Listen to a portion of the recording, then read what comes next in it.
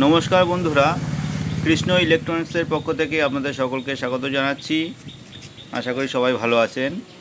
তা আজকের ভিডিও টপিকটি হলো 4440 ভোল্ট স্যামকনের 4440 ভোল্ট মার্কেটে বিক্রি হচ্ছে best performance, high quality with best performance বলে। এবার মুখে বললেই তো হবে না, আমরা নিজেরা কিনে নিয়ে এসে টেস্ট করি আগে সবার প্রথমে, তারপর বলবো বেস্ট না লোকাল না মিডিয়াম। ঠিক আছে, তা প্রথমে এটা আনবক্সিং করছি, দেখুন।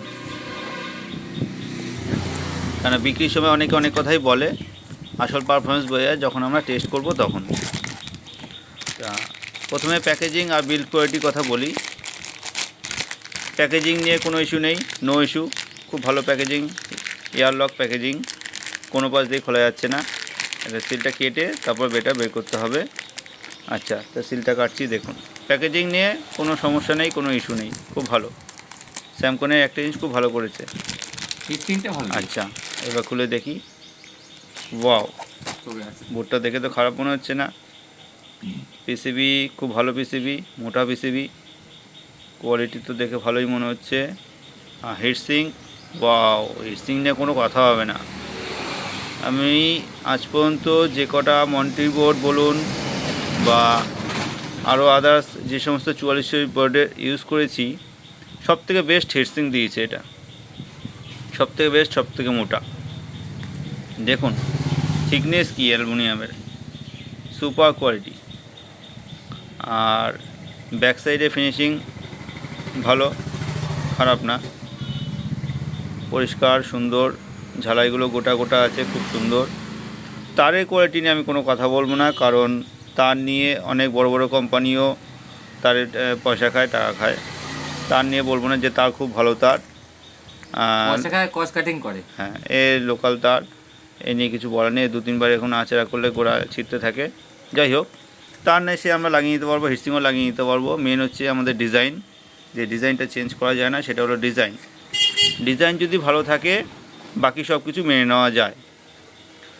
তা দেখে খারাপ মনে হচ্ছে না, ডবল টেনস্টার দিয়ে করা আছে, বেস্টেবল কোয়ালিটি ভালোই মনে হচ্ছে।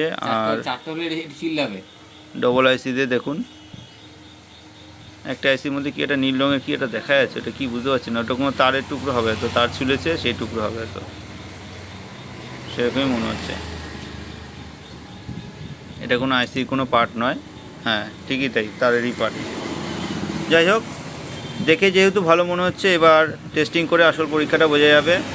তা এই বোর্ডটির ভিডিও খুব শীঘ্রই নিয়ে আসবো আপনার সামনে।